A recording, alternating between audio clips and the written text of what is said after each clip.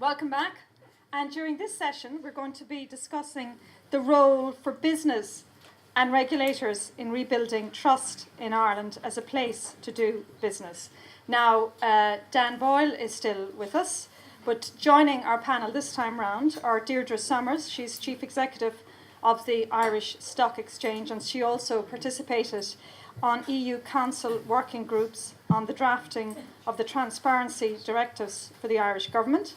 Colm McCarthy, I'm sure you know Colm well now, a UCD economist, and of course he headed up the government-appointed committee which became affectionately known as On Board SNP NUA, and I'm sure you're aware its job is to recommend some 4 billion in cuts to public spending. He is also the... Sorry, 5 billion, all right. Oh, they took $1 billion off you here in your notes, Colm. I just took $1 billion off the government paying there. And he's also the founding chair of Transparency International Ireland and is a regular commentator on political and economic issues. And finally, Dr. Constantin Gurdgiev is a financial economist based at Trinity College, and he was formerly the editor of Business and Finance magazine and is a regular contributor to Irish newspapers and radio, including the wide angle on Newstalk 106, if I might say. Deirdre Summers, in your position with the Irish Stock Exchange, I mean, what do you think, what would be your own views about what businesses, we'll say, can now do to help improve the poor economy and the trust that people have in business at the moment? Well, I suppose you need to answer that in the context of, in a broader context, which is how do people see Ireland as an investment opportunity, and I suppose that's really what I want to talk about. To do that, really, you have to start a little bit further back from Ireland and realise what's the pitch, where is Irish business playing, and at the moment it's playing on an increasingly globalised pitch. 75% of the investment in Irish enterprise is international. And therefore it has to fight on that pitch against what's happening on a global level, what's happening at a European level. This currency confidence is coming into what's happening in their own sector. And it's only really once they've run the gauntlet of all of that that you get up down to what's happening nationally, i.e. how does the Ireland Inc. message work, and then and only then do they get to talk about their own company. And I think there has been an enormous frustration in the last 18 months amongst the large Irish corporates that they really have become the carrier of the Irish Inc. message internationally in trying to sell their own companies, and that they've been ill-equipped to do that because they haven't been equipped with the right tools to do that. What about the regulators? It's a very crowded world out there. It's a very crowded investment market, and it's going to become even more crowded as new investment opportunities come up, because the reality of life is that this will deliver fairly significant alternative investment opportunities. So what does that tell us? That tells us that we can't control everything, and irrespective of how good Ireland is, and irrespective of how good the corporates in Ireland are at telling their message, there are always going to be global impacts and European impacts and currency impacts and sectoral impacts. But we have to tell the story. We have to take control of what we can control, and we have to start telling our story very well. And we don't get to tell a complex story because it's a crowded marketplace. And I don't think Ireland has been telling its story particularly well. It needs to be a very simple, digestible, and probably more importantly than anything else, consistent story. This is what this country stands for.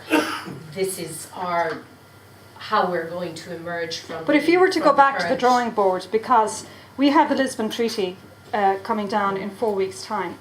And my understanding is that if Ireland rejects the Lisbon Treaty again, the punishment from the international markets will be so severe that we will be very badly damaged as a country. And that we'll be paying, instead of 1.5% interest rate for our loans in the international markets, we'll be paying a lot more, we'll be paying 3.5% or whatever. What's your perception about that? I think my perception is that there's an underlying presumption that the markets will analyse things as closely as Ireland will. You know, and we have all of our great reasons for doing things, but the market, quite frankly, doesn't care about our reasons for doing it. They will have their perception of what this says about Ireland. And if we reject the Lisbon Treaty, it basically says that Ireland is saying they are not interested in being at the centre of Europe. And that is the stark message that the market will take from that. There is probably little doubt about that. I don't know how that will translate itself. That wouldn't be within my gambit of expertise to say or that basically means that interest rates will go up. I mean, I think that is that would be a fairly difficult thing to prove. But what I would say is that it would send out an exceptionally negative, or at worst negative, at best ambiguous message about what Ireland as a country stands for, okay, and where it sees its positioning in Europe. Okay. Colm, if I can come back maybe to the original question, what do you think is going to be the role for business and regulators in rebuilding trust in this country? Well, first of all, I think what we've seen here, and I've been thinking about this a lot the last few weeks, we have seen here with the collapse of the bubble economy, the collapse of the banking system, the extraordinary deterioration of public finances, I think we've seen something that's beginning to look like a crisis of legitimacy for national institutions. And that includes political parties, but it also includes the Catholic Church, for example. And it includes the people involved in the social partnership process, which I think has been a kind of an institutionalized scam. I have noticed, going around the country this summer, I got outside the M50 deliberately 6 or 8 weeks ago. People are actually shocked that the Bank of Ireland and allied Irish banks have blown their patrimony. You know, and you can think, oh, you know, these are just great big, horrible capitalist outfits. They're very old institutions. You know, the allied Irish is really the old Munster and Leinster, and it merged with a couple of other banks. Must be 30 years ago now. And the Bank of Ireland has been around since the year of the flood. And I found a lot of people, they're less surprised that the government has gone bust because it did before than they are that the Bank of Ireland has gone bust. And people are actually shocked, aside from the fact that they may have owned a few shares and lost a few quid. It's not that. The idea that these old, conservative, well-run national institutions managed to screw up to the extent that they've done is another nail in the coffin of the legitimacy of leadership organizations in the country. So, you know, there's something, you need to be a social psychologist really to be convincing on this, and I'm not. I think as well as dealing with all of the crises that we face, there is a need now to see if we can rebuild a kind of social contract between the government and the political system, and all of these leadership organizations. I forgot to give out about the media. I've learned a lot about the Irish media in the last 8 or 10 weeks since the report was published, and I must report that the Irish media is in even worse shape than I thought.